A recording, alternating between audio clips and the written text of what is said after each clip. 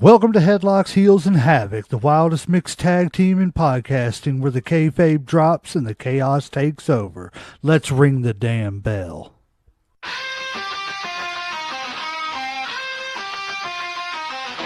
Headlocks tight, heels on the prowl, dropping elbows, hearing growl, feel the foul. No script here, just real, no bluff. Kayfabe crack, now the dirt gets rough. Headlocks, heels, havoc in the zone, stepping in the ring.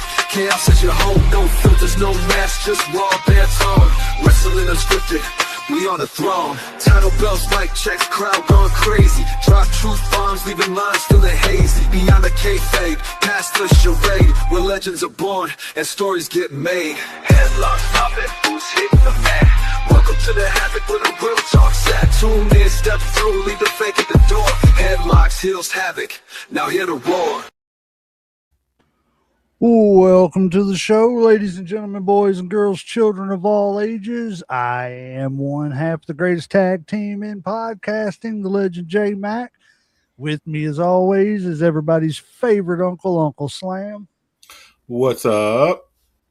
And, of course, we are bringing you our weekly recap of everything that we know of that happened in wrestling business, at least a little bit of it. I ain't going to say everything because there's a lot that goes much going on. Right. There's a ton going on.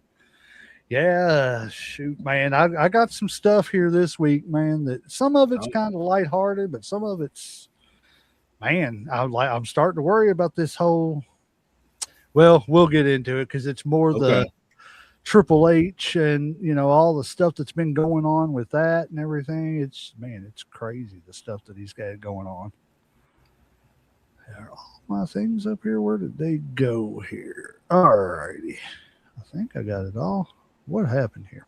Yeah, sorry, I'm confusing myself, everybody. So what's been up, Uncle Slam?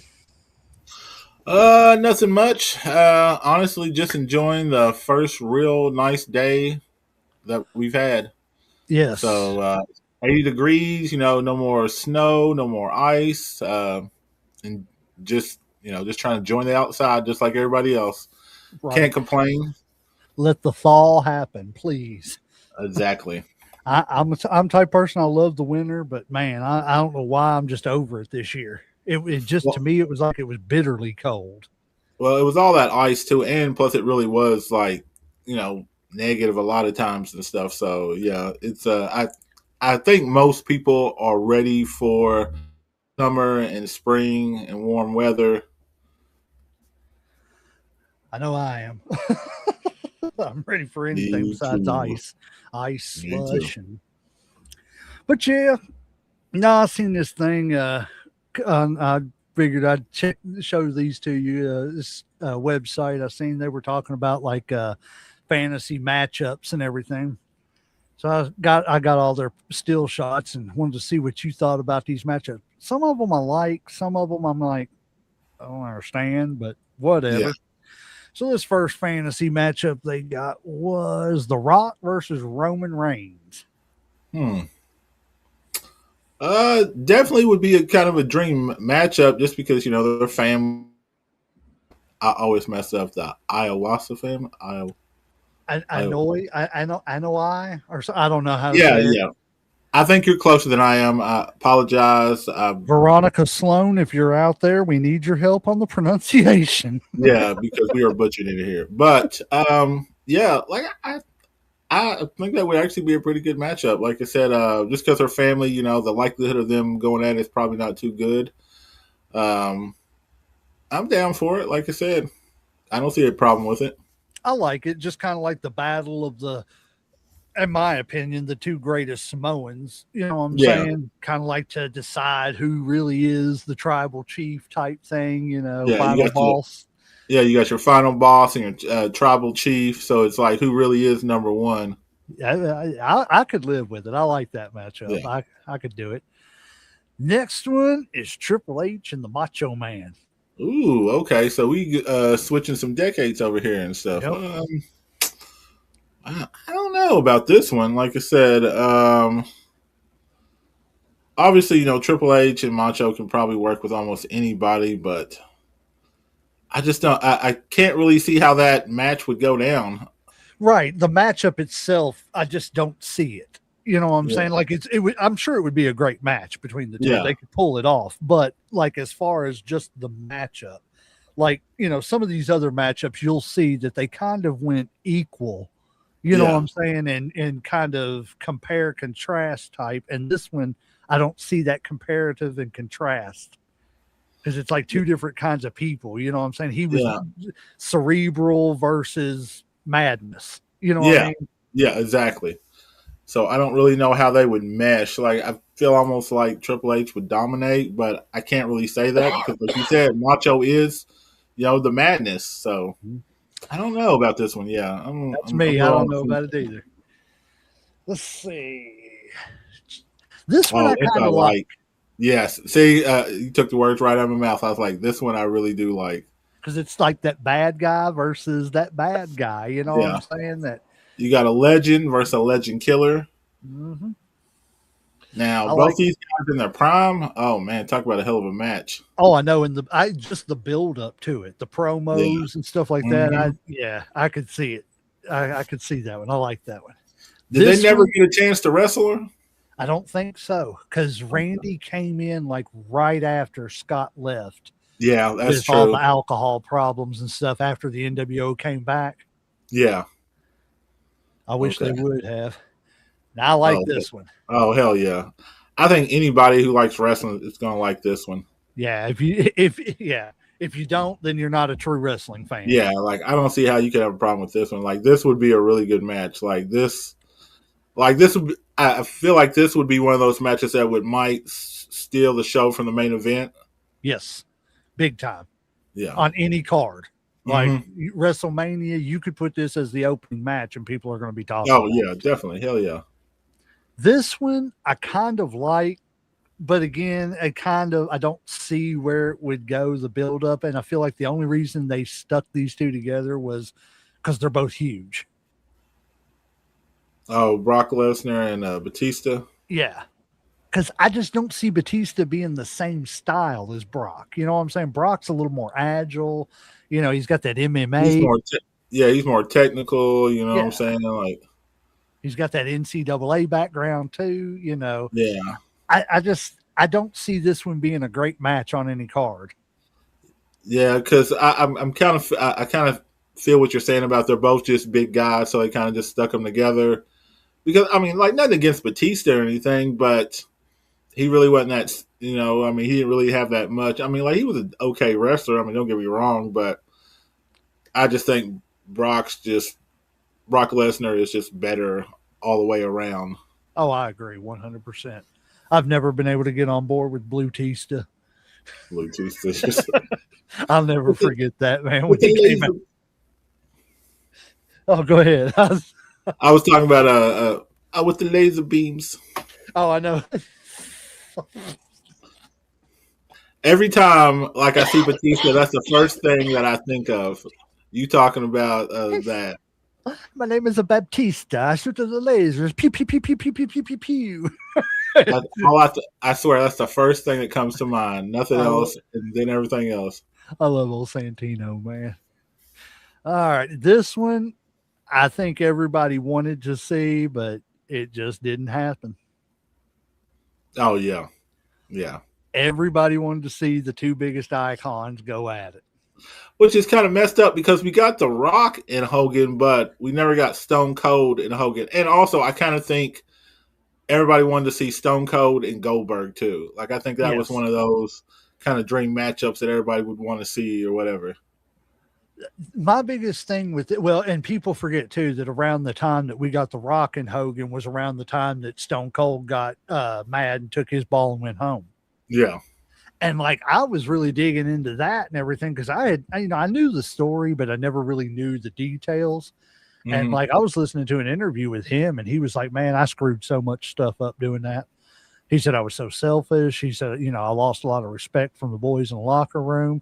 He said, I was just in a bad headspace and they wanted me to do the job. And I just, what his was to Brock. It wasn't. Yeah. Okay. That's what I So, thought. I yeah. thought it was the Brock Lesnar or whatever. But it was around this time that the Hulk Hogan thing happened, and we think about that, man. We could have got Rock versus Brock Lesnar, Rock versus, Hogan versus Brock, like I was talking about with Perfect and Brett and Owen and Shawn, you could have run them four against each other. I mean, that's a year's worth of rivalries right there, just them four. So yeah, I think that would have been a great dream matchup. And yes, you are right, Superfly Johnny Lee. It is a dream matchup. He said, but Hulk Hogan was big on being a dickhead during that time too. Yes, he was. I mean, Hogan was. I mean, I love Hogan, but everybody knows he played the political game, which. I mean, if the political game got him paid more millions, you got to do what you got to do to line your pocket.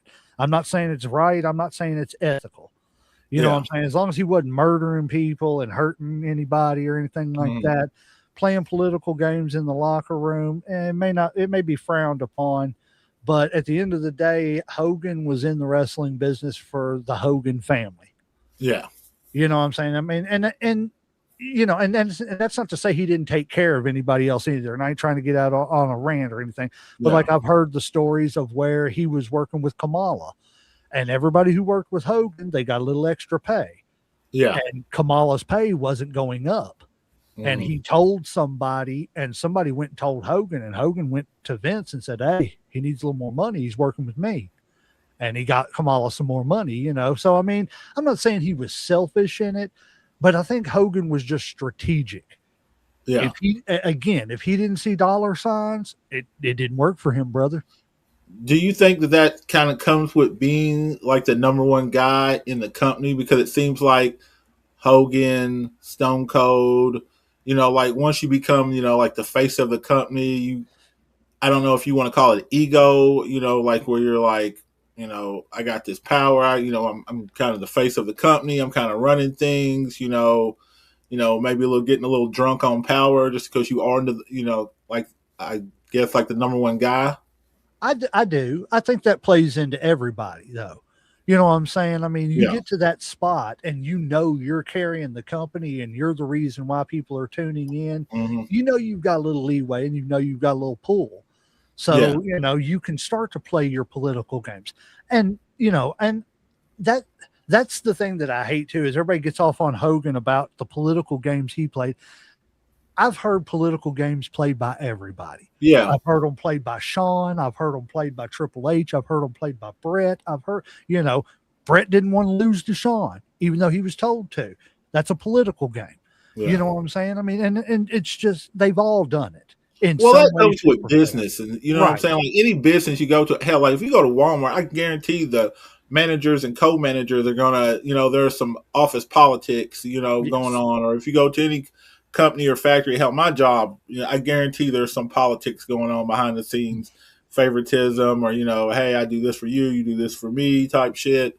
So I mean, I think some of that comes with a lot of just business in general, like when it comes to. So if there's money involved, everybody's going to be looking to get the biggest piece of the pie. Oh yeah, everybody wants to get and that's kind of why we go to work. So I mean, like. Most people don't go to work just because they like it. They go because they get paid and stuff. Yeah. Like I don't go because I like, slinging soda all day. I go because they paying me and it pays my bills. Just like, being a wrestler, like if you're number one, you're going to get paid more. You're going to get more benefits. You might be able to retire a lot sooner. You're going to get a bigger percentage of, merchandising and shit. So I was going to say, Uncle Slim, we've known each other a long time and, you made that statement, nobody wants to go to work. And I'd say you just about out of anybody knows my philosophy on that. It rains on days that the sun shines bright. Exactly. It's like, shit. It's like, we had work? Oh, damn, they didn't call me? Man, I can only imagine how big around my eyes were when y'all walked through that front door. And said, man, where was you today? I know. I didn't even know you, but Mom's was there. She's like, what, Jason? No, you're like, what? We had to work today? For real? Man, they told me we was off, man, because it was going to rain, I man. was like, shit. I was wondering because man, sun's shining. And I was like, man, you can leave me on the line too and shit, so I can at least stick to the script. Like if we're gonna do this. Oh man, to be young and dumb again, man. Exactly. Man, all right, getting on to these fantasy matchups. Now, this one I love. This is probably my top 3 in this one. Oh, Wyatt and then Mankind. Okay. I could see this. Yes, I could definitely see how this would be a fantasy matchup. Man, could you imagine throwing the Undertaker and Kane into this? There's another 4-way match. I mean, there's so much that I could like creatively in my mind seeing matchups like this. There's so much I could do. Yeah, like so many different matches. Like you could put them in. You know what I'm saying? That would just be amazing. Oh yeah. Inferno matches, Hell in a Cell, no DQ, Boiler Room matches, just any and everything and shit. You know what I'm saying? Yep. Burial matches, casket matches. Yeah, that would have been I Quit. Yes. Like what's the one, where you can't stand up or 8 count last or whatever. Last Man Standing. Yeah, Last Man Standing. Like so many options on this one. Would have been a great matchup, man, most definitely. All right, let's see who else we got here. I like this next one. Is this the next one I said I liked? Yes, I do like this. Mr. Perfect versus Dolph. I still to this day, I say Dolph is so underappreciated. Maybe that's why him and Perfect go together, because they were both underappreciated. They were undervalued and shit for how good they were. And this is another matchup, like you said earlier, with the Eddie Owen matchup. That first match of the card could have stole the show. Because I mean, they're both great at the athleticism alone. This one, I think everybody had this one on their card as a dream matchup. Oh, okay, yeah, I really like Sean this. Prime AJ. That would have been great. Oh, this would be high five. Like this would be like luchadors or like high flyers, like before became mainstream. Oh yeah, throw a ladder in there on top of it. Oh shit, hell yeah. Yes, man. Oh yeah. Now this next one, I don't get it. The only thing I can come up with is because I guess they're signifying in this that he was supposed to be some kind of an Indian warrior, but I don't know. I mean, he was in spaceships for a long time. No, I'm talking about Ultimate Warrior. Was he supposed to be an Indian warrior? Was he an alien Indian warrior? What was he? So I feel like it's just because he was that, and this, Tatanka was Tatanka, that they put this together. Yeah, I don't get this either because it just looks like crazy and crazier. Right.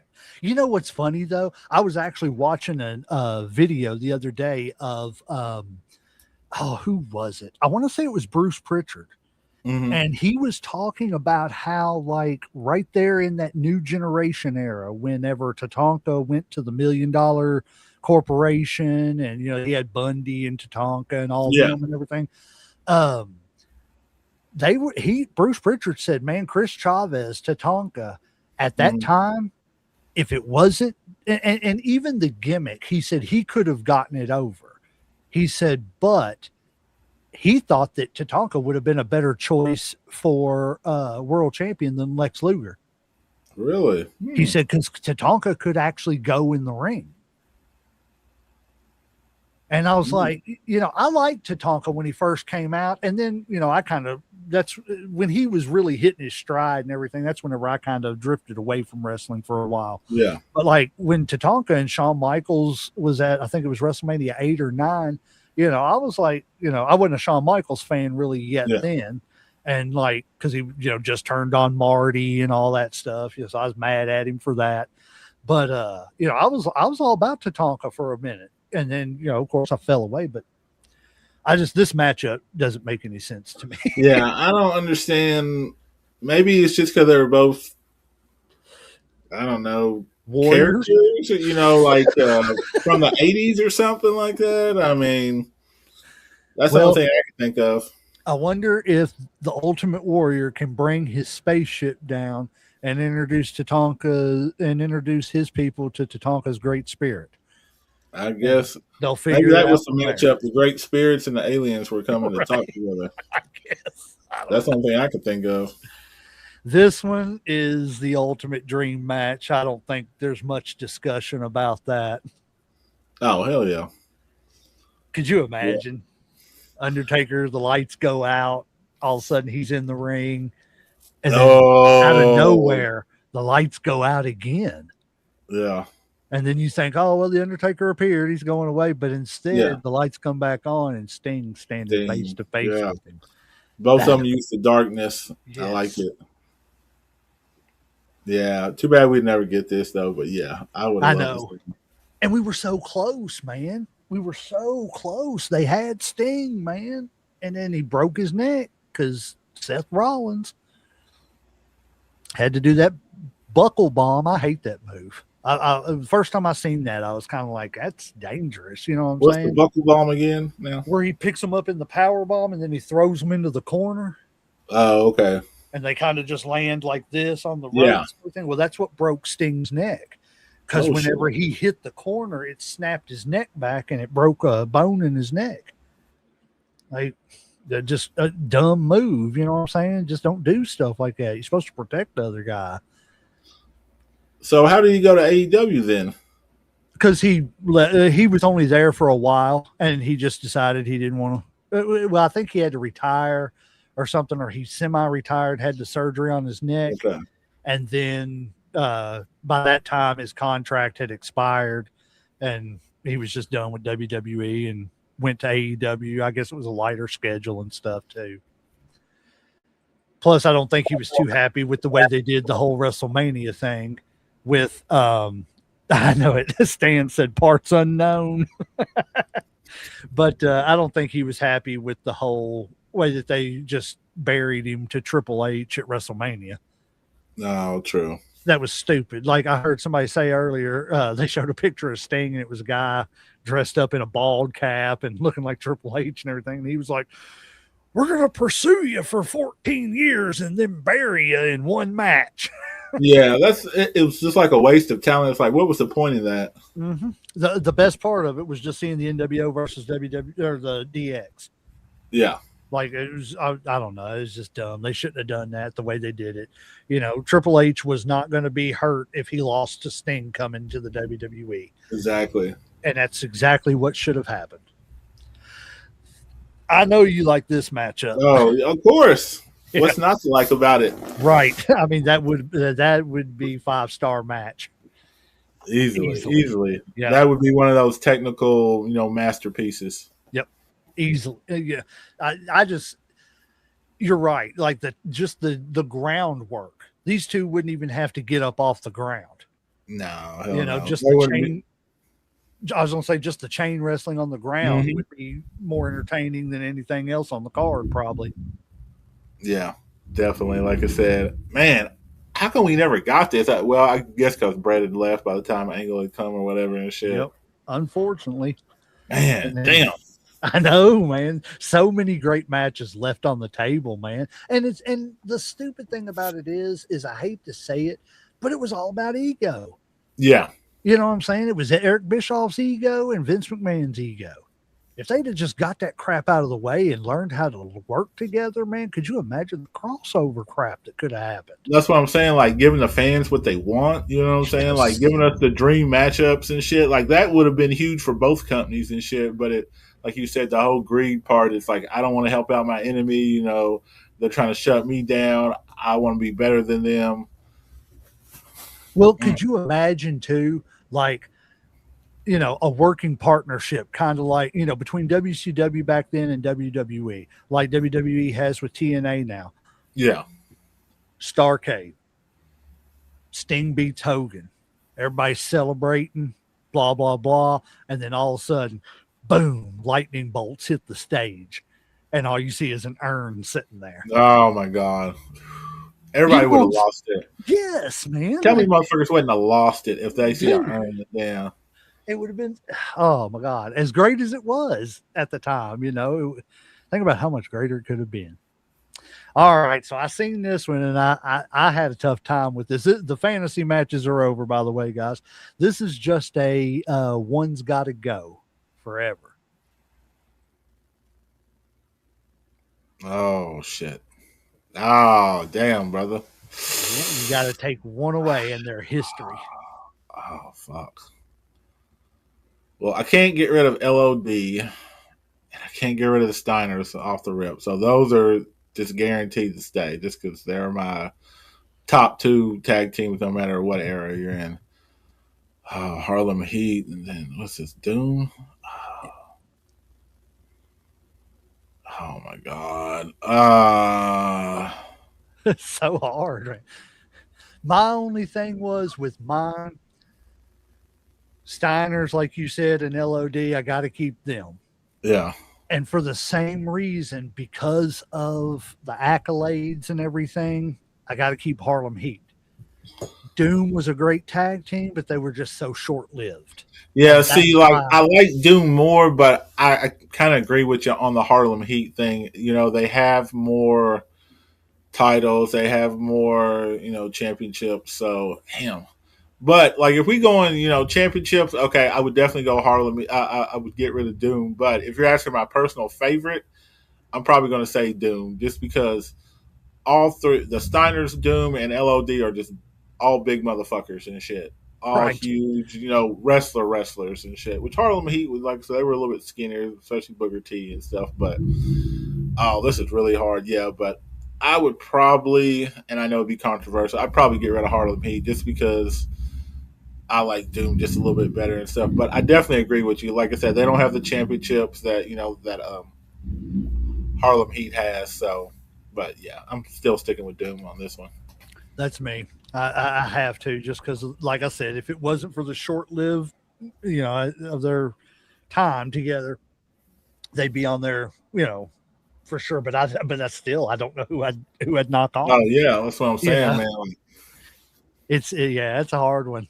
Tell us in the comments, guys, who all would you get rid of? You got the Steiners, you got Doom, you got LOD, and Harlem Heat. One's got to go forever. Their history and everything. Tell us in the comments. Let us know who. I feel like most people are going to say Doom just because they might not know who they are. Like, maybe older people will, but I think the younger is probably going to be like, right. Just that process of elimination. And I don't know who they are. So if I don't know them, I got to get rid of them. Exactly. This one I just thought was really cool because I've seen it, and hopefully we'll get to see him soon in person as well in Appalachian Mountain Wrestling. But that's Rhino, man, and look at all the companies he's worked for. He's worked for every major company.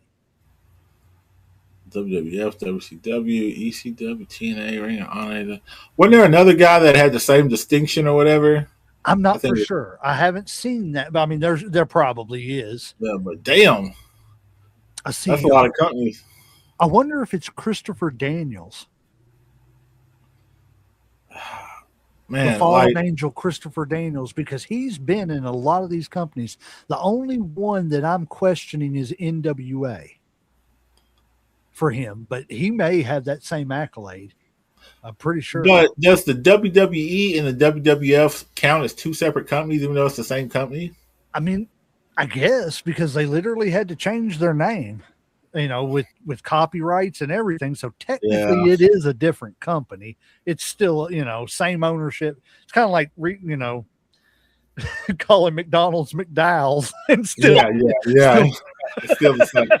It's still the same thing.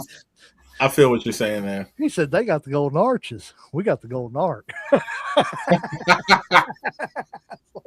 He said they got two all-beef patties, special sauce, lettuce, tomato, and onion. He said, but they got a sesame seed bun. We don't have no sesame seeds on our bun. I love that. That's a classic. I'm telling you, coming to America, that is a classic. Oh man, when he walks in there and he goes, Did you happen to see the professional football game? The Giants of New York took on the Packers of Green Bay. It was most exhilarating. He looked at me and said, "You on drugs?"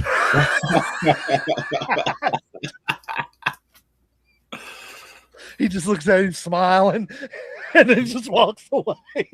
Eddie He smiles the whole time, no matter what. Like, yeah, that movie's great. Oh man, what was it? Louis Anderson said. He said, "One day I'll be up to fries."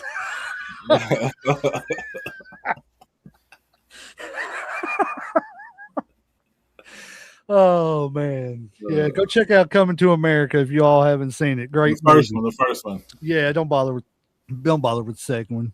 It's horrible. I haven't even seen the second one yet. Is it any good? Don't waste your time, man. Oh, okay. I'm serious. It's that bad. Like, oh wow. Yeah, I'm like, it just shouldn't have even been done.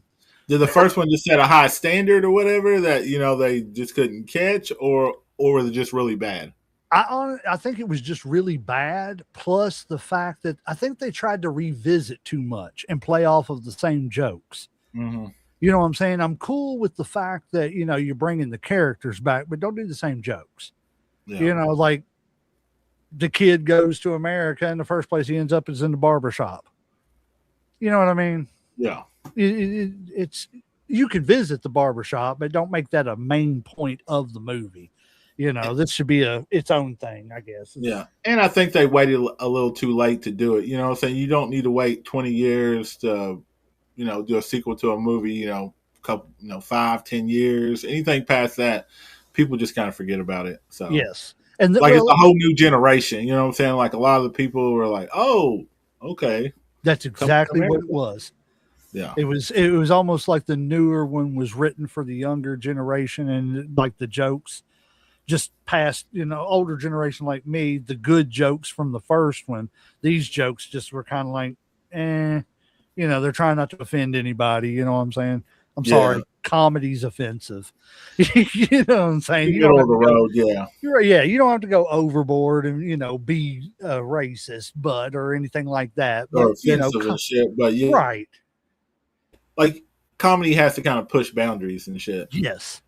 It can get slightly offensive, but we grew up in a time too where you didn't have no choice but to be thick skinned. Oh yeah. They just tell you, man up, suck it up, buttercup. Yep. You heard what? You'll be all right. Dust it off, put some dirt on it, put some water on it. You good. Right. Rub it in. This one, man, I find really interesting because we will find out the results of this prediction here in a couple hours. And I do see them setting this up for WrestleMania. So the prediction is that tonight on Friday Night SmackDown, Cody Rhodes will beat Drew McIntyre for the undisputed WWE Championship, leading to a WrestleMania main event clash between Randy Orton and Cody Rhodes. Massive W. The match between Cody and Randy seems more exciting than Drew McIntyre versus Randy Orton too. I agree with that. Also, Cody has been a better champion than Drew. It's always great to have the best match possible as the WrestleMania main event. I can see that because I just don't think that Drew and Orton's going to sell. Do you think are you saying that Drew's just like a placeholder, basically like Jay was? They test him out. They didn't like it. Now they're like, okay, let's switch it up. And I don't want to call him. Go ahead. Oh, I was just going to say, I don't want to call him a placeholder because I think Drew McIntyre is a really good wrestler. I just don't think he has the personality as a heel or a face to really connect with the fans on that level. You know what I'm saying? I think he's to me, he's like a champion that, like, it's not a bad thing to put it on him, but when you put it on him, it's not going to be the highest drawing pay-per-views and matches and everything. You know what I mean? It's good to have a good bad guy like him who can go around and beat people. Yeah. But it's not somebody you want the belt on for a long time. Oh, yeah, I agree. Short-term championship, great. Yeah. I just think it's kind of shitty that they gave it to him, and like if they do take it off him, it's just really really quick and shit. Yeah, and I do too. But again, and I guess by definition you would call that a transitional champion. But I also think that they thought that I think they had to get the belt off of Cody long enough because now the Elimination Chamber is over, and we kind of seen a little tension building between Cody and Randy at the Elimination Chamber. I think that they're gonna start to turn it to build that and build up towards, because they got the time now, to, hey, what's up with the looks and stuff like that over the next few weeks.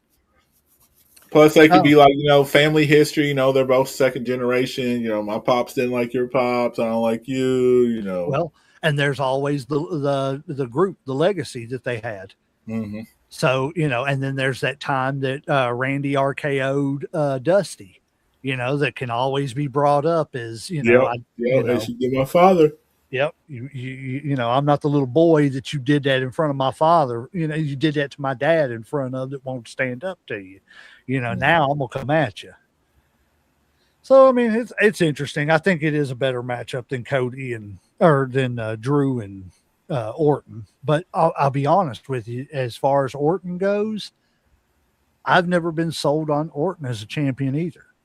I was in the past. I'm just not right now, just because I don't know. I just feel like I don't want to say past his prime. I don't know. He's just kind of old. Like I kind of like the old Randy, the Viper. Yeah. Then yes, world champion, loved it, was awesome and shit.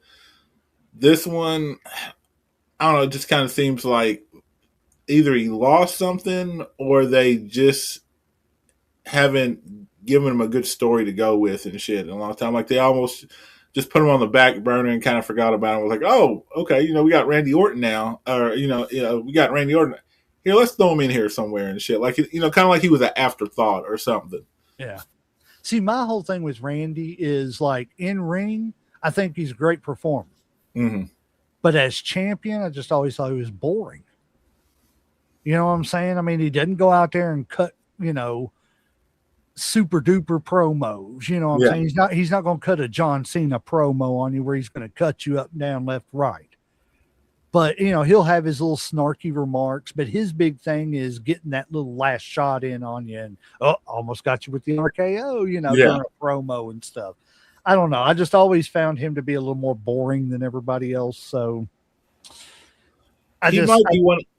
Hold on a second. He might be one of those guys, almost kind of like what's it called, the Dark Knight, where the other guy is really kind of what makes the story and shit. Like Randy's good, but he needs a good either babyface or villain to make him better. Yes. Kind of like, you got to have a good, you got to have a good performer to make you look good. You try to make it. And like, if he doesn't have a good opponent, then it just makes him look maybe lackluster or not as good as he really is. He plays off of the other person better. He's better when he's working with somebody who's better. Exactly. I think that's why him and Cena work so well together, or like him and Cody or something like that, because they can kind of feed off each other, or they're opposites. Randy's all, like a Viper, sneaky and shit. You got Cena, the all-American baby face and shit. So they're polar opposites, but they were friends. They grew up at the same time. I agree with that 100%, because Cena had the ability to say something and pull a good remark out of somebody. Mm-hmm. You know what I'm saying? And he would work with you with feeding off him with a promo. He wasn't going to sit there and tell you what he was going to say, but he would build a rapport with you behind the scenes so that way it sounded more fluid on screen and stuff too. It wasn't just, well, look at this, we're going to come out here and stumble on our words and we don't know what we're saying. That wasn't John Roman Reigns and shit. Like, I think he saved Roman a lot of times and shit, when they were cutting promos, because Roman was tripping over his words, didn't know what the fuck to say. Cena, would kind of step in, he would cut him, be like, come on, spit it out, go ahead, you know what I'm saying? But helping him at the same time, giving him time to get out what he wants to say and shit. So what was it he said? He said the sad thing about it is I do this part-time and I'm still better than you. yeah. He said it's called a promo, son. You got to learn how to cut one. Exactly. See? It's like, golly, he cut him big. He was cold, like I said, man, the only person who was, you know, faster would probably be like The Rock or somebody and shit. Mm-hmm. And God, you know, could you imagine? Well, I mean, we got to see it. The promos between The Rock and, you know, Cena were great too. You know, so yeah. We'll get into that, you know, on our next episode, obviously, when we talk about The Rock and shit. Because, oh man, The Rock making fun of Cena. Like, I don't think I've enjoyed doing research as much as I have on our next topic that we're going to discuss. Just going back and looking at shit, watching some of the, you know, the promos and all that shit. Yeah, I cannot wait to talk about it. Yes. And well, yeah, we'll get into that on the next one. All right. Next subject is we're going to hit a little EWA here. So the commissioner of EWA, Benjamin Sheeran, he came I saw this. Okay, go ahead. He said, official statement from the Office of EWA Commissioner. Effective immediately, the Office of EWA Commissioner is formally opening an investigation into the circumstances surrounding the injuries sustained by Tony Corral in early January 2026. This review will include a thorough examination of match footage, medical reports, and any relevant conduct before, during, and after the injury sustained. All involved parties will be expected to cooperate fully. Further updates will be provided as information becomes available. Sincerely, Ben Sheeran, EWA Commissioner. So, my question is what's going on that's got the commissioner opening up investigations? Because it seemed to me like everything was on the up and up, you know? Yeah, like, and what's going on? Obviously it has something to do with an injury or whatever that happened during one of the matches. Did it have to do with an injury, or did somebody injure Mr. Corral so that they could get to the finals? Oh, never thought about it like that. Are we getting ready to see a turn by Mr. Alexander? Could be. Never know. I mean, I know, you know, the fans love him and stuff, but he's fought for a long time to get that EWA championship, and he lost that match. And, you know, it's awful suspicious. I guess we'll have to see how it plays out, because they got a couple of shows coming up. I don't have a picture for the one on, what is it, March 20th? Is it? I can't remember if it's the 20th or what day it is.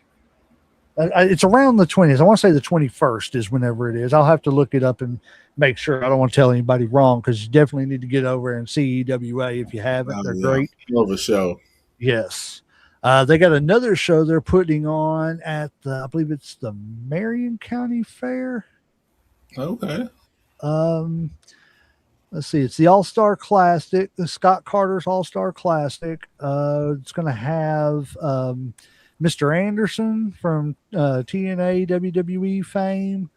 Well, if I could get this to stop showing on my screen, I could tell you everything that I know. April 11th, 2026, Madison County. Sorry, not Marion County. Madison County Fairgrounds. Let's see, it's 3237 Old Irvin Road, Richmond, Kentucky. VIP, 5 p.m. Doors open at 6:30. Bell time 7. Man, get your tickets. This is going to be a good show. They got NWA stars, EWA stars, TNA stars. They just got a lot of stars. So go see the stars. Blank period. Yes. If you like stargazing, then you should be ringside to watch the stars. That's all I'm going to say. Now, this one I thought was kind of cool, man. RFK Jr.'s niece got signed by the WWE. Oh, okay. Robert F. Kennedy Jr. has announced that WWE has officially signed his niece, Boston College softball player Zoe Hine, Congratulations to Zoe for making it on her own. The most unhinged people on Facebook will have issues with this. And that's the thing. I'm not, don't throw political stuff in. Celebrate that girl. You know what I'm saying? Yeah, She's accomplished something huge, because it ain't easy shit. Like we know, like you said, from just our friends, it is not easy to become a wrestler and to stick with being a wrestler. Oh yeah, because I mean these guys, and like I said, I've caught myself a few times at work and stuff talking about wrestling, and I'll be like, yeah, the pros, and I'm like, wait a minute, no, these guys are just as pros as anybody else, man. These people put in the work, they put in the miles, man. They wrestle injured, give them the credit they're due. And like Uncle Slam said, this woman's worked hard. Give her credit. I hope she does well. So we look forward to seeing you in the future, Zoe. Let's see what else we got here. Yeah, we're going to be getting into this because I'm going to have to find this recording and play this for you when we get to that point. But Road Dogg out at WWE amid creative shakeup. Well, since that has come out, they had more details have come out, and apparently he wasn't happy with the way creative is going. And I don't know if it was fully creative or just certain aspects of stuff, but there is a video of him. I won't play the video, but I will play the audio. Let's see here. Let me get to it real quick. But he was not happy in a meeting, and he was letting everybody know, including Triple H, that he was not happy because he was very upset about the way that R-Truth was being done. Like he said, they basically just brought him back to, job him out again. So tell me if this is too loud, Uncle Slam. I can't really tell, but I'm going to play this. This is Road Dogg, Triple H, Bruce Pritchard, and all of them sitting around at a creative meeting. So check this out. Well, I said check it out. Don't have the volume turned up. Kind of got to do it the right way there. Come on, man. You're supposed to be a podcast host. Get it together. I know. Get it together. I'm very scared to pitch anything for this story. Like everything is just horrible. The shits. And so I don't want to pitch anything else for this story. I can't wait till John to fucking beat him, to tell you the truth, to do here. And so Brian wrote 2 in a week. So today's Wednesday. By Saturday, we're going to tell this is an all new fucking R-Truth. John Cena should be afraid? Well, no, but we should do something. No, but I think it's... Yeah. Well, don't fucking cut me off. Let me get mad. You know what I mean? I don't understand what we're supposed to do here. The way you're saying it, there's nothing we can do that will... No, I'm not. What does he think that accomplishes, is my question. Other than he wants to cut his hair. I don't know. It hurts my heart. So my heart's going to be hurt. So let's move on. I'm very scared to pitch anything for this story. So basically, he was saying, that I guess he was going to bat for R-Truth. Yeah. Because it just, like I said, and it didn't. I agree because when R-Truth came back and he was pissed off at Cena and all that stuff, I was like, oh crap, we're gonna get Ron Killings. Yeah, we're gonna get the NWA champion Ron Killings, and 5 minutes later, he's just back to being R-Truth. I got beat again. Yeah. And I agree with Road Dogg here. It made no sense to do what they did. I mean, you can hear the frustration in his voice. Like when somebody's like, I just don't want to even pitch anything anymore. Just says, I'm just done with everything. It's just like, I don't want to even try. I don't want to work together with anybody. I'm just fed up and shit. Like that just screams, I'm so frustrated. I'm so angry. Like, what the fuck we are doing? And, that's basically what he said. He's like, I don't know what we're doing. Like, it doesn't make any sense. Like, he's just really angry, really frustrated. Like, and also you got to figure, R-Truth or Ron Killings, whatever you want to call him, was his friend. He helped bring him into the, WWE and shit. And they really haven't done shit with him in a long time. Like he's just been a joke. Mm-hmm.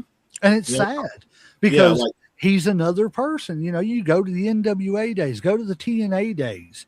You know what I'm saying? Man was putting on great matches. Yeah. It's not like he can't wrestle. It's not like he couldn't, he's 50-something years old and can still wrestle better than some of the younger guys. So why don't we have the IC title on him for a little while? Why don't we have the US title on him for a little while? Give him something besides that stupid 24/7 championship and some stupid comedic tag team run that, nobody cares about the tag team division because y'all don't push it. So all of a sudden you want us to care about it because you're making jokes of John Cena again. I don't know. It seems like a waste of talent, but I hate to say it, that's WWE's MO. They let talent just sit on the shelf and won't do nothing with them. Yeah, it's really weird. It's like they'll go out and they'll get all these top talents, like a Jay Cargill or somebody like that, and then they just don't do shit with them. Yeah, I mean, it's like they just let them sit on the shelf. You paid all this money, you took them away from TNA or AEW, and they were great, making money and getting lots of exposure, and then you just kind of sit them on the bench here. Like, you know what it is?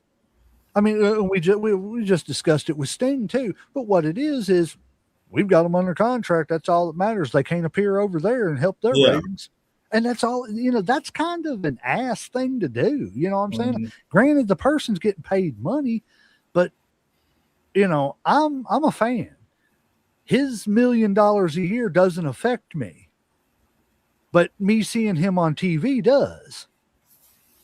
You know what I mean? And that's going to make me spend more money with you if you putting the people on TV I want to see, as opposed to the people that, you just set them on the shelf. Hey, we signed Sting where he's going to wrestle 3 times in a year. Yeah, it's like bullshit load management, but there's no reason for the shit. Yep. Makes zero sense. Get it together, WWE, man. You're losing good people, man. I got a feeling we're going to see a regime change with the WWE. Oh, easily. Yeah. Like I said, and it's got to be something major. Like I said, either, Paul Levesque's got to go, or there's going to be new owners. Or something like that. It's just like this guy said, and I love Triple H as a wrestler. I don't like him as an executive anymore because he's still trying to put himself out there too much. Because like this guy said, Cody Rhodes, we watched him, win his story and finish his story. And then WrestleMania goes off and the last name you see is Paul Levesque. When did Vince McMahon have executive producers show up at the end of a WrestleMania and Vince McMahon's name under it? Vince McMahon didn't care about that crap. Vince McMahon, I'm a character, Mr. McMahon, out of necessity at the time because we didn't have a great heel character to go up against Stone Cold. You know what I'm saying? And we had to compete with WCW. But had that stuff not been happening, I don't think Vince would have left the announcer's booth. No. And also when Vince did it, he did it to move the story along. Triple H ain't doing that. He's just, like you said, he's out here, showing himself, or he's, telling, the gate numbers, or we broke this record, or we did that. Like get the fuck out of there, bro. Like I said, I don't want to see you. Like I said, like if you're not wrestling, I don't want to see your ass. Like if you want to do commentary, that's fine, but I come to see the wrestlers. I came to see the people that put on the show or whatever. Here's another thing. How many times, because they started doing those press conferences after, the PLEs and stuff while Vince was still there. Mm. How many times did you ever see Vince show up on a post-game show to tell anybody about the numbers or anything? Yeah. I can't remember one time, but I see Triple H every time. We don't care. Nobody. We don't care, but I think, kind of like we talked about before, ESPN does, Netflix does, shareholders do. Well, from what I heard, ESPN's not happy with the WWE. Well, I know, like I said, I saw that story that you had shared or whatever and shit. Where they're talking about they're even mad at the fact that they're stopping like the watch parties and stuff because they feel like okay, I got to go watch, WrestleMania at the bar the other night with my boys, and that's a pretty good show, man. I may order ESPN, see what's going on tonight. Yeah, like I'm gonna watch the next one. Man, I might sit at home this time and rent it and shit instead of being like, no. They're shooting themselves in the foot. Exactly. All the way around. I don't know. WWE, like I said a minute ago, get it together, man. I mean, you ain't the only show in town anymore. And people get tired of spending their money in certain places. Mm-hmm. Tell me about it. Well, we just gave up our firstborn or next child. $500 people to go see SmackDown. And we talk about all the time about, how much it costs to go watch a show, and our asses went and spent the money anyway. That's what happens when you got kids and nephews exactly. And all the and little see, ones. That's what I'm afraid of. We've talked about it before. It's like they're going to make it so expensive where like you won't be able to take the next generation to an event to get them hooked, to get them fans, to grow the sport and stuff. You know what I'm saying? To continue it. Like I said, like the greed is going to hurt you more. Like you think you're helping yourself, but you're really just pushing out the people that made you, because the blue collar folks are the ones who have the families that are going to be buying the pay-per-views, that are going to spend their money and shit. Like you can make a couple of seats $10,000, but it ain't going to, how many fans are you going to get, that are going to pay that much money? Or is it better to get, 10,000 fans that'll pay $100 a ticket? Like, you know what I'm saying? Exactly. And that's what people don't understand, Well, but excuse me, it will grow the sport because it's going to force people to do exactly what we do. Stop giving WWE money, go to EWA, go to Kentucky Wrestling Federation, go to AMW, go to these independents, man. I promise you. AMW, well, you've seen it. You want to see WWE stars, you can see them at these independent shows. Mr. Anderson, he's going to be there. NWA wrestlers are there. You know what I'm saying? Rhino, he goes to Appalachian Mountain Wrestling all the time. The Good Brothers were just there the other day, and then on Monday night we're on Raw. So I mean, you can see it. The sport can grow. It's just people have got to start supporting independent wrestling. Yeah. That's just it. Stop giving your money to WWE. I know you kids like it and everything, but I promise, take them to a couple of shows, at your local armory or whatever. And I promise you, they're going to fall in love with some of them wrestlers, especially whenever they get out of the ring and they go up and they shake your kid's hand. They give your kid a hug. They sign an autograph. They take a picture. Your kid's going to love that 10 times more than Cody Rhodes waving at him as he's getting in his limo. Exactly. Like I said, it's being up close to being able to talk to them. It's an interaction. And like, unfortunately, you just don't get a lot of that with professional. I mean, I don't want to say professional wrestling, but with places like WWE, just because it is so big, there are so many people, it's just not possible. But like I said, you go to an indie show, like you said, you go to a armory, you go to a gym, you're up close and personal with these people, like after it's over, you can sit and talk to them and stuff, get autographs, they'll take pictures, and it ain't going to cost you no money. Nope. They're not going to charge you an arm and a leg to, say, hi, I'm your favorite. But I guarantee if you go see maybe John Cena or Triple H, they're going to be like, hey, that's $20 for a photo or something. Nope. WWE ain't going to give you a piece of that table that they just shattered by sending somebody through it as a souvenir. But, a piece of that table lands on the floor or something, reach over and pick it up, man. You got you a souvenir from that show, take it around, get you some autographs on it. You don't know who's going to be in that gym that week, and the next year they're going to be sitting on TV. Support local wrestling, independent wrestling. But playing into that, this next story, it says, unlike WWE, this is MJF saying this too, and I love MJF. If you don't know him, man, go watch him. He's great. Says, unlike WWE, you don't have to sell your soul, the soul of your firstborn, to buy a ticket. We don't discriminate against poors. Yeah, man, it really does feed into exactly what we were saying and shit. But I love him too because he made a point, but he stayed in character doing it. You know what I'm saying? It's great. MJF is great, but he's right. AEW is not going to break your bank account. You're going to pay $30, $40, $50 for a ticket. Exactly. It's just sad. It is. Well, on to some better news because I am super excited about this. It's long overdue. They deserve it. I can get a list of all the people right now if you need me to, but for right now, breaking 3-time tag team champions announced as next WWE Hall of Fame. Do you know who the tag team is? 3-time tag team champ. This is long overdue. People have been petitioning for this. You said long overdue? Yes, fans have been yelling for this for years. What, Demolition? Yes. Okay. Demolition is going in the Hall of Fame this year officially. The only thing and the thing that I like, because of their Hall of Fame induction, they're adding them to the 2K26 game. Okay, cool. Now, the bad thing about it, and I'm kind of torn on it, in a way, I think, yeah, he doesn't really deserve it for that because he wasn't there for very long. They're not inducting Crush as a member of Demolition. It's just Axe and Smash. I'm okay with that. I am too, but also, I think I'd like to see Crush get in. You know what I'm saying? But I'm not saying he's going to be like a first ballot Hall of Fame or anything like that. But like, a honky tonk man, he's going to get in because of the fact that he did, have a long career. He did a lot of things in the business, may not have been a, champion a whole lot of places and stuff.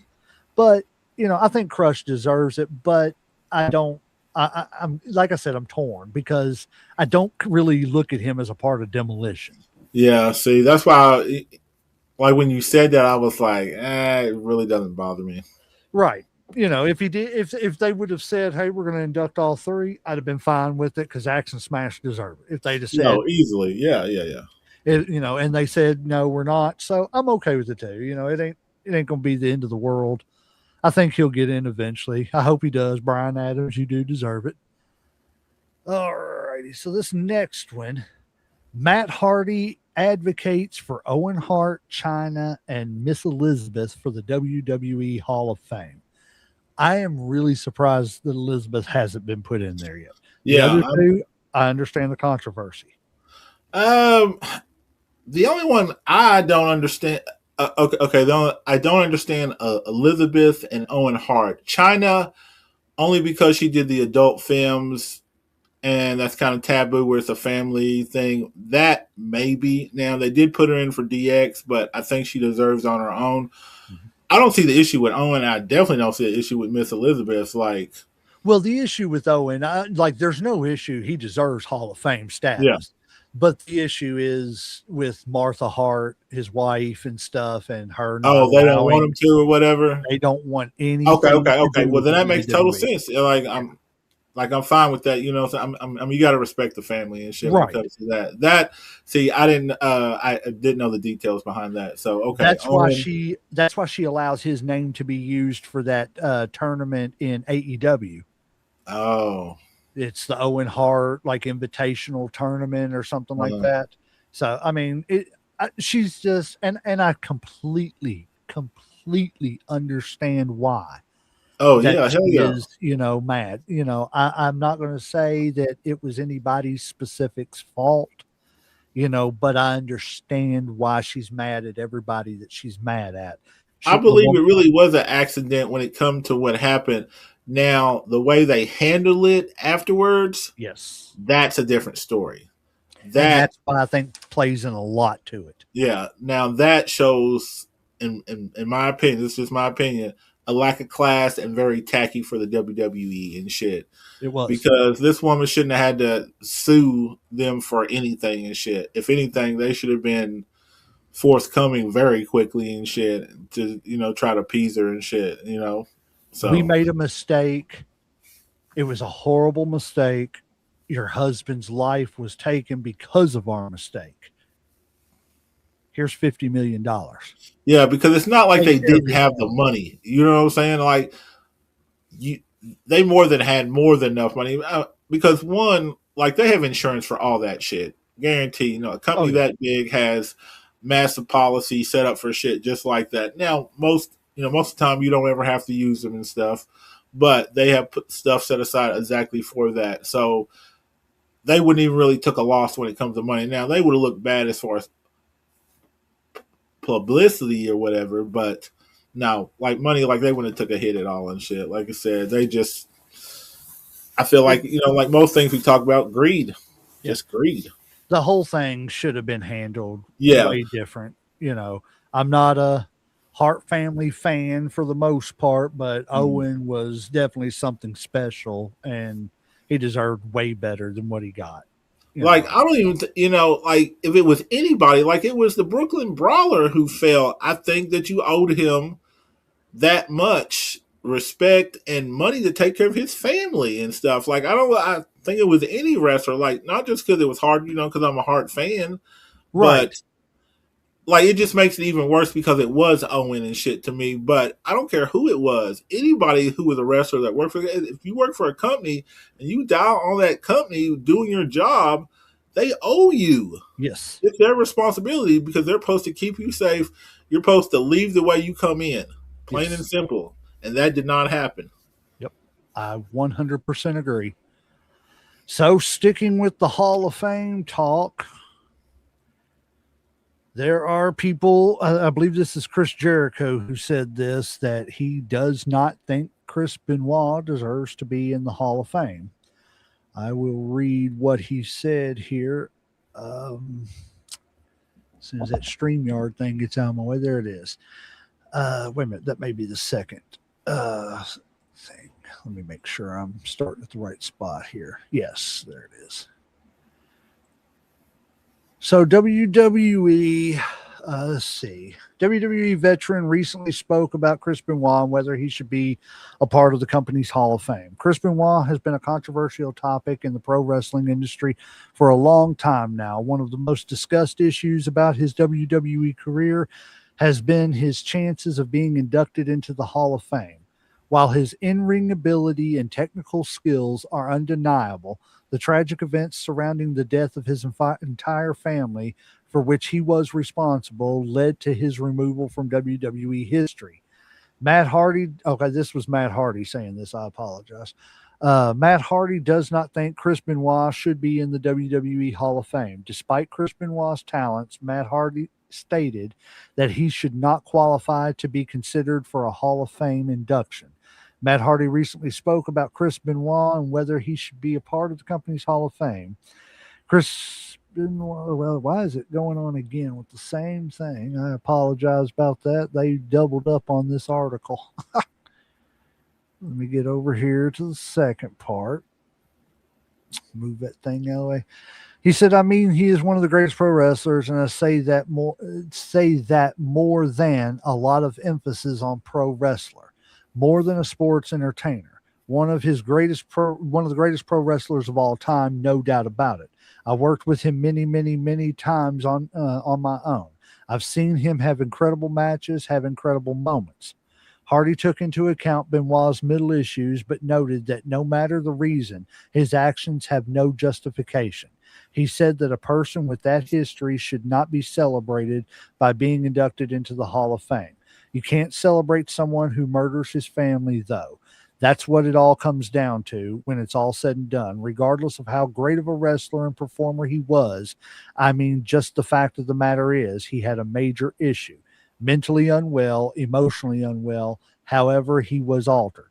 What he did was unforgivable, and it's just something that can't be celebrated. And I don't think there's anything that could justify celebrating that or trying to make him seem special or rewarding him after the act. That act is, it is the end.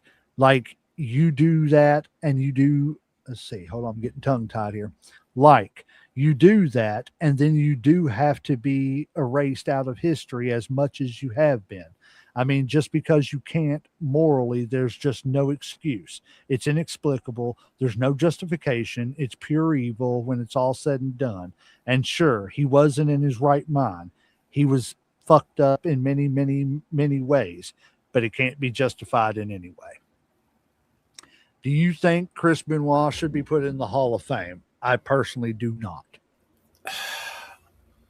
See, I'm so torn because unlike a lot of people,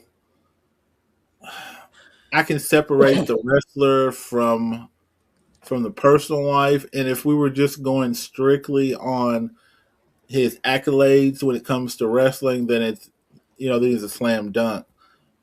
But because of what happened with the family, it's so horrific. It's so shocking and terrible that it overshadows any wrestling career, any accolade, like anything he's ever done. He will always be known as the wrestler that killed his family. Yep. And I would put him in there, but I definitely understand why other people wouldn't put him in there. Like I definitely understand why it's frowned upon, why other people wouldn't, just because, like I said, I mean, just what he did overshadowed everything. It's like, it's like you had like 100 good days, and that one bad day was so bad that it just obliterated everything else that came before it. And that's kind of what it is with him in his career. It's like he was a great talent, champ, all that shit, all the accolades that, he deserved: Horseman, tag team champ, Intercontinental World Heavyweight champ. But at the same time, he's best known as the guy that murdered his family. So it's just,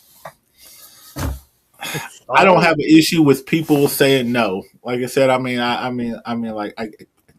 can't argue with him on that shit. Like when it comes to being like he needs to get in or whatever on that, I would put him in. But if somebody's like, no, fuck that shit, he can't go in. At the same time, I'm not going to argue with you or, throw a big fit about it.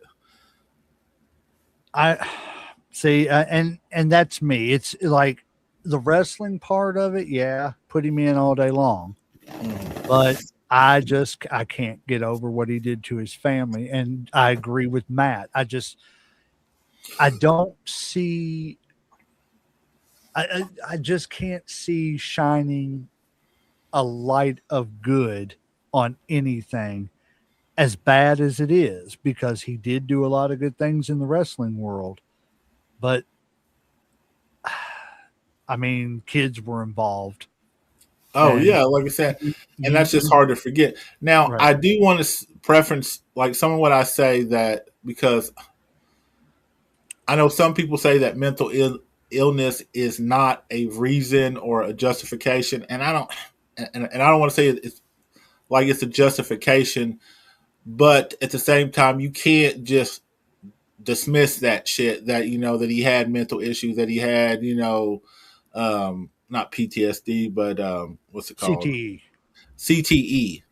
Like, what I'm saying? That's like saying, like a fucking one-armed man trying to swim and shit, that it shouldn't matter that, he doesn't have two arms and shit. It does in a little, it does and shit. It plays into it. Yes. Yes. But at the same time, it doesn't absolve everything and shit. You know what I'm saying? Because even though, he may, it's a warning. Intent doesn't matter at this point and shit. Like he might not intended to do any of that shit, but what he did was what he did. Yes. So it can't take away anything else. You know what I'm saying? It can't get rid of that because he's already done it. I agree 100%. It's so hard. Yeah, because like I said, I like Chris Benoit as a wrestler. You know what I'm saying? I like he had great matches, like really good matches. But at the same time, like you said, there was a children, there was a wife, like it was his family. Right. There is nothing in my makeup. And again, maybe it's because I don't suffer from the mental illness that he did and the brain damage that he did. And I'm thankful for that. But I can't fathom how in any state of mind I could harm a child. You know what I'm saying? And that's not absolving anything that he did to his wife. Yeah. but I can understand an adult more than I can understand a child in any situation. You know what I mean? And I hate to say that because it doesn't. I don't want to, downplay anything that's ever done. Yeah, to like an less in adult. anybody's life, like whether it's Right. adult, old person, or anything, but kids are kids and stuff. Child. These are the most precious things on this planet, and we've got to do everything we can to protect them. Regardless of any affiliation of anything, and that's just, I can't imagine. I look at my daughter, all my kids, my grandkids, and I just think to myself, Lord, I'll watch them, and I'll watch them run across, my grandkids. I'll watch them run across the floor or the yard, and I'm like, don't trip and fall and hurt yourself. I've gotten to be that grandpa now, but it's like, I want to protect them. And that's, we got to protect the people who can't protect themselves. But it's like, damn, man, I just wish somebody could have been there. I mean, everybody does, I wish somebody could have been there to prevent it, but unfortunately this is the world we live in. And I also want to preface, like, some of what I'm saying is also that I don't know a ton about CTE. I've read a little bit about it. Honestly, need to do a little more research just because it is such a big thing when it comes to, like professional sports, as far as, wrestling, football, and other, contact sports. So, and I think there will be more information coming out, so that way we can make more of an informed decision when it comes to talking about certain athletes and, why people do what they do or whatever, or, why they harm themselves. Agreed 100%, because, I don't think, right-minded people, just everyday right-minded people go out there and just look to try to harm somebody. Yeah, exactly. In any way. So it's got to be something that's just off. And like I said, maybe the silver lining out of it is that we're looking at it more now. Yeah. And trying to prevent it from, a situation like that ever happening again. I don't know. It's such a sad story that, you could go any way, Oh yeah, easily. It's sad. Well, we are going to get into the last one, and this one's pretty interesting. I'm trying to do some more follow-up on this and see if how true what it is. I know there is a lawsuit, but WWE's Paul Levesque and Nick Khan accused of destroying evidence in a shareholder lawsuit. So, I mean, could we be looking at a quicker exit for Triple H and Nick Khan and the whole crew? Because seems like lawsuits are flying left and right towards WWE right now. It wouldn't be the first time that a company or a corporation has had lawsuits, and it's definitely not the first time for WWE. So, I mean, and I'm sure it ain't the first time they've had a midnight shredding session. Oh, either. Exactly. I'm pretty sure that happened plenty. Come on, guys, bring coffee. I've got the pizza and beer. Right. We're shredding tonight. Right. Do we need the coffee or no? We need every shredder in this building. Yeah. Yeah, I seen a video. Yeah, they need to get this stuff straightened up with WWE big time. I seen a video the other day though. It was really weird, spooky kind of even. But these people broke into the old Titan Towers. Oh, really? That is in Connecticut that's shut down. They were going up all the floors. There's still furniture in there. The conference tables. There was WWE magazines laying around and stuff. I've been grabbing crap, man. Yeah, that's what I'm saying. I'd be grabbing, might find something good. I've already committed a crime by breaking into this place. I got nothing else to lose. Hell, would you right. go to jail? Go to jail for a little bit for some breaking and entering, and then I guess I'll just get out and sell these souvenirs, make me some money now. No, I'm not telling anybody to do that. Don't go do that. Yeah, do not commit a crime. You do not. No, we do not endorse that. Exactly. We don't endorse breaking and entering. We don't endorse stealing. We're all law-abiding citizens. Yes. Yes, we'll leave it at that. Now, I do you want to go ahead? So while I pull up mine Yeah, about yeah, yeah. I guess we're. I don't have anything any more stories. You got any stories besides your? I think that's it. Like I said, I just got the recap right now and stuff. Okay, if you want to go ahead and do that, I'll get mine pulled Yeah, up. let's see. Let me get my recap. Okay. Let's see. I'm going to start off with Raw. And this week on Raw, the Vision came out. This was right after the Elimination Chamber pay per view. So we all kind of know what happened. Or, like, do I need to recap that real quick as far as the pay per view? If you want to, go ahead. All right, let's see. The Women's Elimination Chamber, Rhea Ripley won it. So she will be facing Jade Cargill. The men's, Roman Reigns won it and will be facing CM Punk. And what was it? CM Punk versus Finn Balor. Of course, CM Punk won that. And I want to say there was one more match. Was it Gunther? No, it was AJ Lee and Becky Okay, Lynch, AJ Lee and Becky Lynch. And AJ Lee is your new women's intercontinental champion. which I All right. like. Yeah. So at the beginning of Raw, we have the what's left of the division because obviously the regular vision's gone. Sorry, didn't mean to jump in. I was telling you about the fact that I was checking out the 2K game this Yeah. morning, and it's funny because they have the tag team of the Bronze. Oh, do they? I'm going in and changing it. It's going to be the Bronze. The Bronze. All right. So, like I said, they came. Basically, Paul Heyman was like, "Look, it's Austin's Theory and was it Logan Paul? Yeah, Logan Paul. Paul's like, look, we know this masked man is messing it up. You have something to do with it. We're going to hold the show hostage until you do something about it." Adam Pearce came How out. long did that last? I haven't been able to watch Raw yet. Did they hold it up for a long time, or was it just Not like really. It was less than 5 minutes. Okay. It was about 5 minutes. It was enough for Paul Heyman to go, "I'm Paul Heyman. This is so and so Logan Paul. This is Austin Theory." And then here comes Adam Pearce, basically like, "Okay, I hear you. Break it up." So then came a masked man, which security chased away.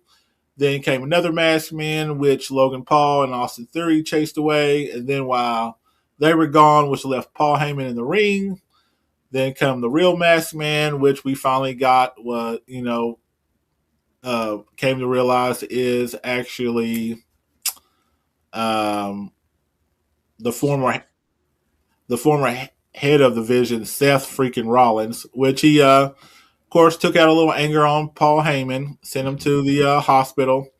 But just a shout out to a hometown Kentucky boy. We got Marty Clay was a paramedic in there. I just want to give him a shout out.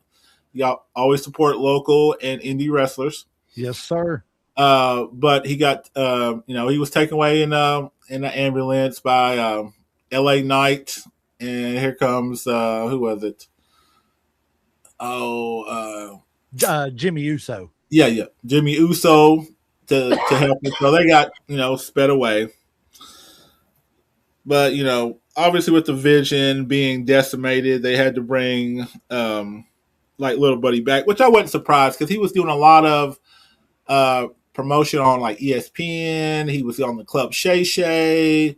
So Seth. Yeah. So Yeah, I you just could tell kind of he had a was coming feeling that back. he was going to be coming back a lot sooner or whatever. Let's see. Then we had Dragon Lee versus Gunther. And we all knew how this was going to happen. Pretty much. Dragon Lee tried to, jump on him at first, but he got choked out. I mean, Gunther pretty much ragdolled him. So, I mean, that was no real surprise there. AJ Lee came out, gave a promo, pretty much, I'm not saying did an open challenge, but pretty much said anybody that wants to fight me, bring it on type deals. She's going to be, I guess, a very active champ, which we need. Yes. because I'm tired of people holding belts and not doing anything with them. Mm-hmm. And see, that plays into to that Brian the Road Dogg stuff is he was shooting for who was it? Chelsea Green to win the United States Championship, and the women's and Triple H was like, who she work with? Because if everybody she's going to work with, they're gonna she's going to lose, or she's going to beat she's already worked with. And then whenever we move her up to fighting Jade Cargill and stuff like that, then we're going to just have her lose. So who she worked with? And you could tell he was getting frustrated with that. Yeah. For somebody that the fans are wanting. And yes, we are trying to preach, Keita. Shout out. Go ahead. Sorry, didn't mean to interrupt you. Oh no, you're good. And then we had the original El Grande versus his former little sidekick Rayo. I hope I'm saying that right. We already knew what's going to happen. El Grande won this. No surprise there. Then, which I'm kind of liking this, we had Rusev called out Obafemi.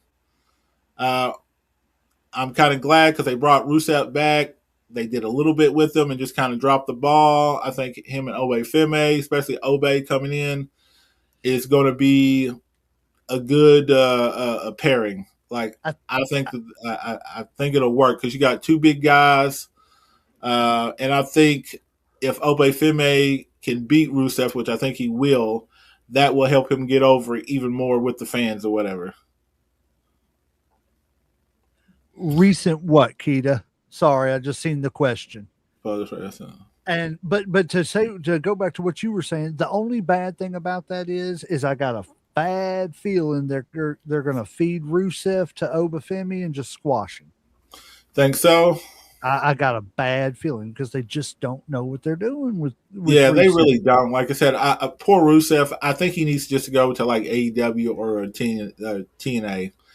There's no reason why Rusev shouldn't be in TNA right now. He'd be world champ. Like he could be a world champ right now as we speak, easily. Yes. Go in there, a couple months, 6 months or less, he'd be a world champ year at max. All right, so then we had Jimmy Uso versus Austin Theory. No worries, Keita. Sorry, I'm getting to the. You're fine. You're fine. I just get so sick of the whole Uso shit. It's just so played out. Yes, if Keita, if you're talking about the Road Dogg stuff, yes, Road Dogg just recently got fired from the WWE because he wasn't happy with the way that creative was going. He was trying to push for some people and trying to make things make a little more sense, and they just everybody was kind of like F off because we're not doing what you say because what you're saying is stupid basically. And he was just kind of like I'm just done. And I guess the heated arguments over time, they just went their separate ways. Sorry, Uncle Slam, go ahead. Oh, no, fine. Like I said, man, you always got to answer the fans. Yes, sir. Want to get her caught up too. Last thing I was talking about was Jimmy Uso versus Austin Theory, which I'm just so played out with the whole Usos and Vision. It's just, I just don't care. It's been 6 years, man. I'm tired of seeing the Usos everywhere. I don't care. Like, I feel like they brought them back to make the tag team division more relevant, but I think it almost did the opposite to me. Like, it just made me care even less about it. Yeah, because I don't want to see the same people. I want to see these new tag teams that are they've got some good. The Motor City, yes, prime example. They got the Motor City Machine Guns from TNA, and I don't know what they've done with them. Nothing. That's why we don't know anything about them because they haven't done shit with them. It makes no sense. It's just like you said. It's like they buy up all the good talent so nobody else can have them, and then they don't know what to do with them. But they have them so that just so that they're not on anybody else's television or like anybody else's a wrestling promotion.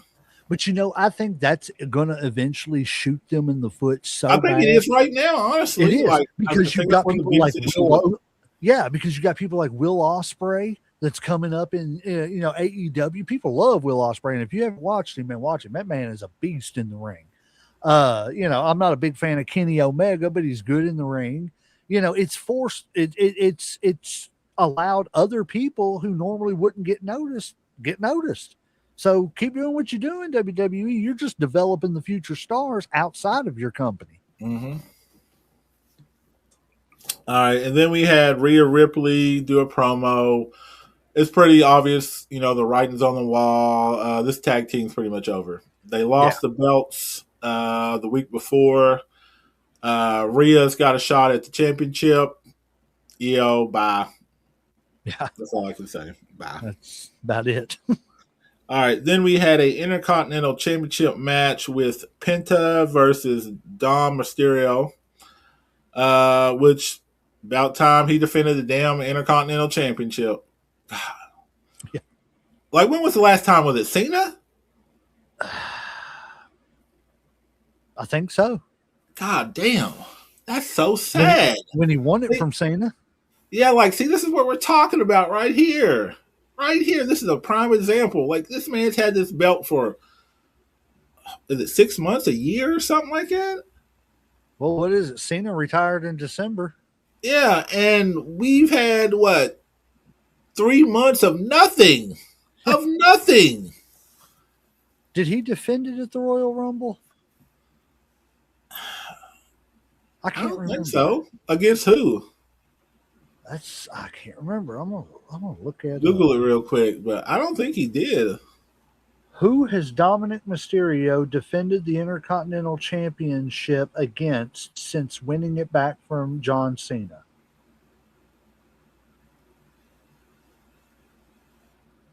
Let's see.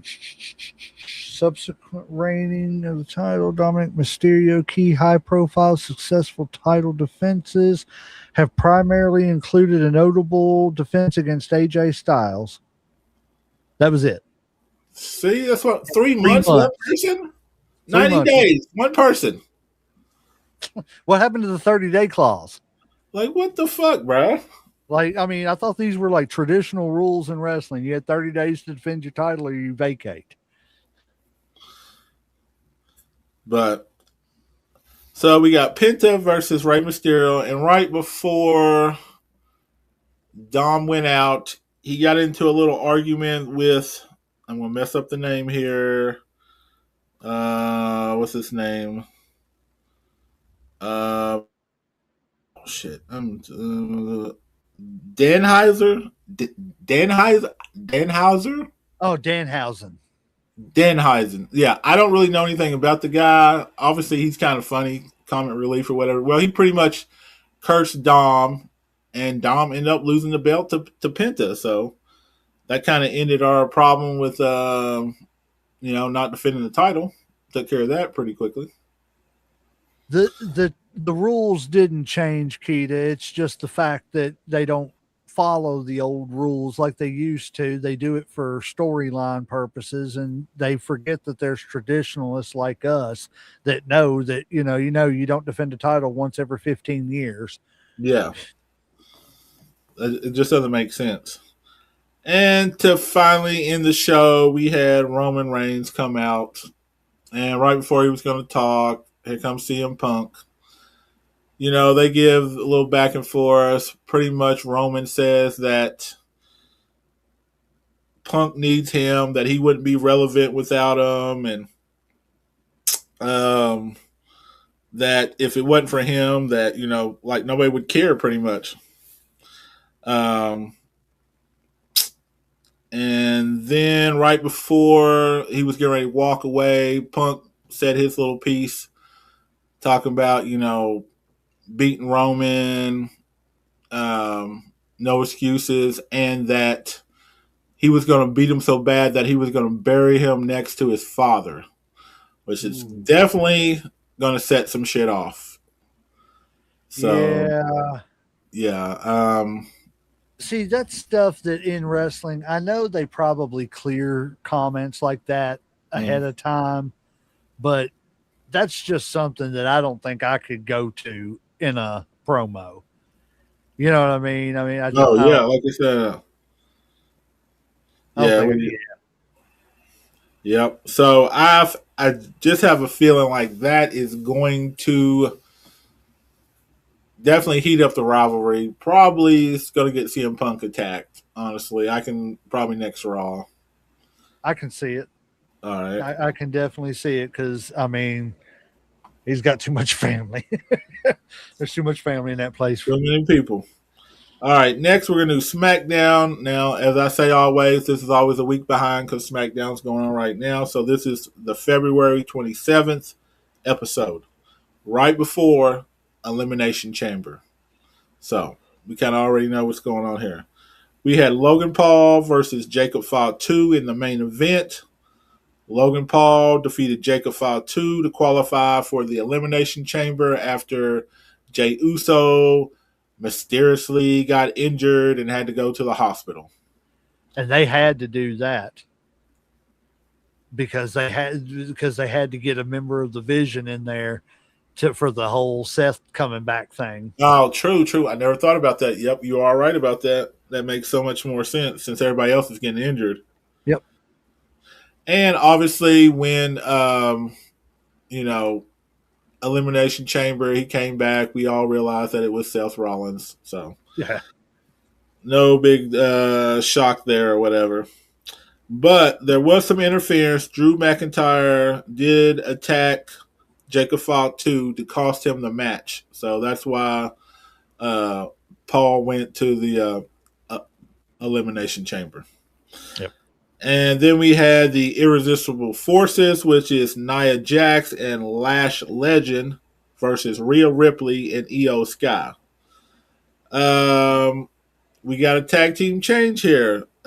Irresistible Force actually beat Rhea Ripley and Io Sky to become the new women's tag team champion, which I'm excited about. Not really shocked. Like I said, Rhea's getting ready to win or go on to, for a women's title. So it didn't make no sense for her to be a tag champ and a world champ at the same time. So that's pretty much the writing on the wall as far as their tag team going to be split up.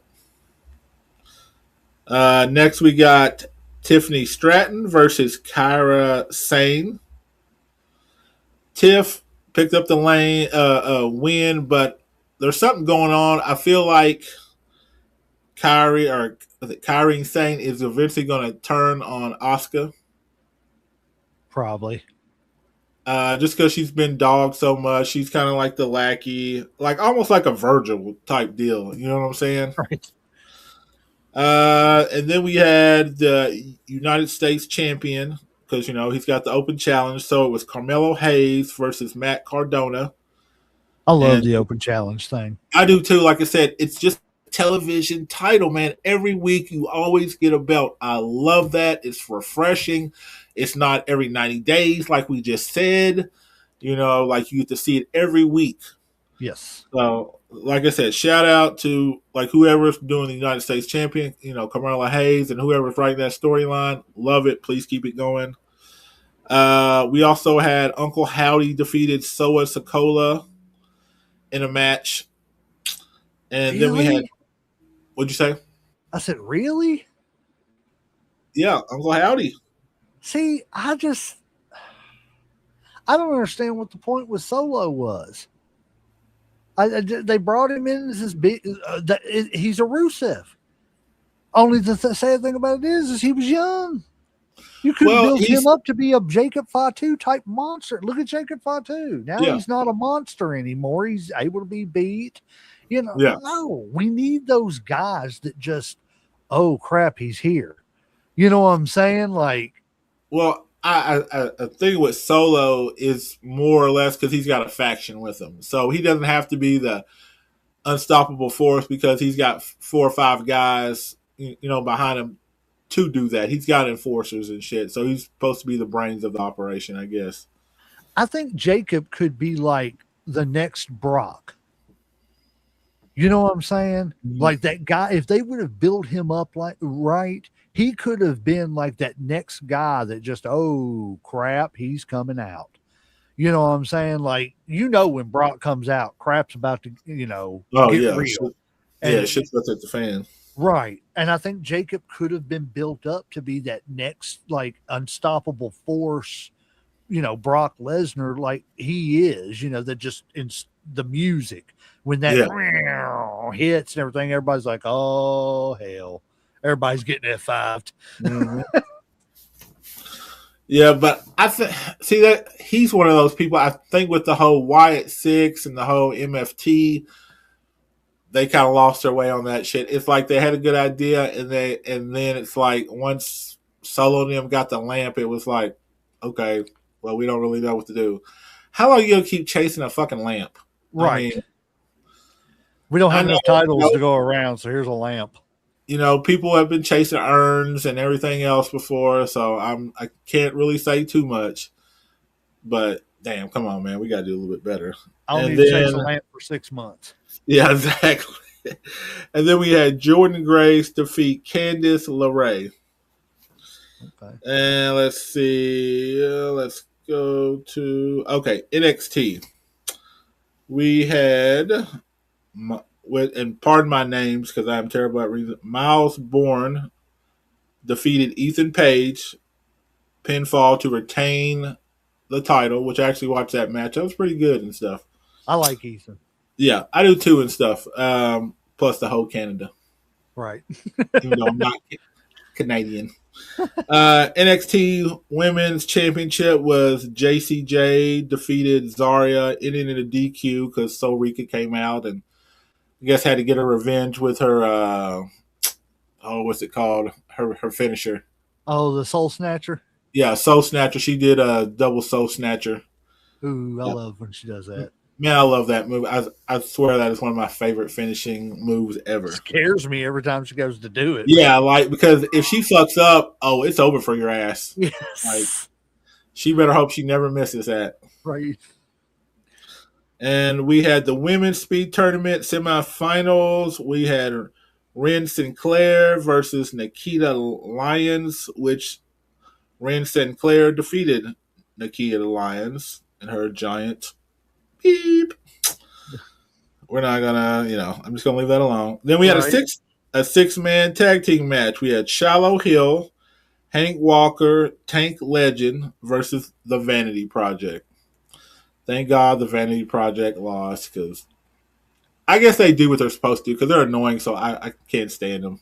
Like I just hate them. Like I just feel like they're just like frat boys, which I know that's what they're supposed to be. So I guess they're they're doing their job. Main event was Joe Hendry was attacked by Ricky Saints with a guitar after mocking him during a concert. Ricky Saints was, singing, and then he kept switching guitars, and finally he was handed one guitar, and it turned out to be Joe Henry. Joe Henry gave him a little what's it called, honky tonk with the guitar. Oh yeah, he busted the guitar over. See, Sure I hope they don't turn him into another Jeff Jarrett. Oh yeah, don't do that. Don't do that. He's doing good as Joe Hendry. Yes, let him be Joe Hendry. Exactly. I don't want to see him start busting guitars over somebody's head every week just because he's got a guitar in his hand, and that's what Jeff Jarrett and Honky Tonk Man did.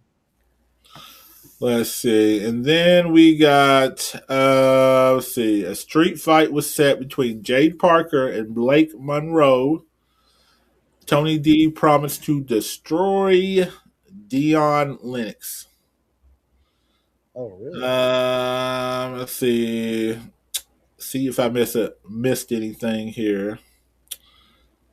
They still got the whole Izzy Dame and going on. I don't think they had a match. It was just pretty much cutting promos on that one. So you already touched on that. And I think that's all as far as my part of the recap. Alrighty. Well, I will get to the NWA and TNA, AEW, all that good stuff. Let's see here. We have got, my phone hates me. All right. So AEW Dynamite results for March 4th, 2026, El Paso, Texas. The big key matches were MJF, the AEW World Champion. Check him out, people. He's great. Love MJF. Defeated Kevin Knight to retain the AEW World title. Tequila defeated Thunder Rosa. Orange Cassidy won his match. It just says it was a singles match on the card, so I'm guessing he probably took on enhancement talent. The Don Callis family. Do you remember who Don Callis is? It's not ringing a bell. Do you remember back in the Attitude Era when they had the oddities? Kurgan and Golga, the dude that used to wear the mask. It was Earthquake. But he was wearing a mask and he had like the Cartman shirt on, or it was Southpaw. Yeah. They would come out dancing like this and everything. Yeah. He held the stuff down. The manager for them, the Jackal, long-haired guy that wore the glasses all the time and everything, all black leather suit, or not suit, but jacket. He came out with the oddities and stuff and everything. Yeah. That's Don Callis. Okay, Don. He's a manager over in AEW now. Don Callis. So the Don Callis family won the AEW World Trios Champion in the main event. Key show notes: the show opened with MJF versus Kevin Knight, which was the AEW title match. MJF retained using the Heat Seeker after countering Knight's offense. The Trios division saw a big shakeup with the Don Callis family capturing the titles, and the episode continued building toward the upcoming AEW Revolution storyline direction. TNA Impact results for February 26, 2026. It was in Nashville, Tennessee. Hey, that's pretty close, man. We might kind of look into checking out a TNA taping or something sometime. Okay. Said Nashville. That's only a couple 3 hours, 4 hours away. Yeah, not that far at all. I think right at 4 hours, if I'm not mistaken. Yeah, I think so, because my car broke down. I think one Nashville or Knoxville, one of the two. Yeah, Knoxville. I was like, damn, I'm so close, but so far from home. I know it. 3 hours. It seems like so far away when your car breaks down. It's a lifetime when you're in a different state. Yes. All righty. So for the TNA, we had Nick and Ryan Nemeth defeated Mike Santana, the TNA World Champion, and Leon Slater, the X Division Champion. Danny Luna defeated Li Ying Lee. AJ Francis picked up a win in singles action. The System versus the Hardy Boys versus the Righteous tag team rivalry continued on the show. Is it me, or does it seem like all shows are putting on less matches? Yeah. All right. So the side note or show notes were that Eric Young distracted Leon Slater during the opening tag match, helping the Nemeth brothers steal the win. The show continued the build towards TNA Sacrifice, where Steve Macklin versus Mike Santana is being teased. Alrighty, so the NWA Power results for February 24th, 2026. We got Giselle Shaw and Natalia Markova defeated Kinsey Page and Ella Envy in a tag match. Damian Finnerer, I guess is how you say that, versus Slade. Match tied into the Slime Ball storyline. So the Slime Balls, I don't know if you know who they are. They're a tag team. I think they were just recently the United States Tag Team Champions. I've been catching NWA here and there on, I don't know if you got Roku channel, but if you do, TNA or NWA Power is free on Roku. Check that out. Okay. And shout out to the Kazanas, AJCK. We still want to get you on the show, guys. And NWA wrestlers, great guys. CK, he I believe both of them, they do some Twitch streaming too with NCAA football. So go check them out and show them some support on Twitch or TikTok, whichever one it is they do it on. Let's see here. that was pretty much the two big matches on that show. The show notes were that the episode focused heavily on the NWA tag team storylines and developing the women's division rivalries. Aaron Stevens appeared in a managerial role with Slade during the show. And that was all the big results for those three shows for this week. I don't have anything else. What about you, Uncle Slam? No, I think I'm tapped out today. Well, hey, Keita, come on, go with us. Keita said she wants to go to TNA too. Hey, more the merrier. That's it. We'll just get a big 9-passenger van and get everybody together and go take a big old trip to Nashville and take over that town. we'll get a bunch of podcasts together and just go podcast crazy through the town, doing interviews and stuff, live interviews on the strip there in Nashville. Let's see here. Yeah, I think I'm done. You said you were tapped out, sir? Yes, sir. Guys, we thank you all for being with us again this week. We love y'all. We appreciate y'all. Please keep like, share, follow, subscribe, do all the things. Get us out there more. We want to keep bringing you all this content. Well, we're going to at least be bringing it to you for a year, whether you like it or not. Because there you go. Because we done paid up. That's it. We done paid up for a year. And I'm going to get my use out of this thing somehow. Damn Skippy. Damn yeah. Skippy. We love y'all. We appreciate y'all being here. And if that's it, I guess that referee's hit that 3 count and we are going to ring that damn bell.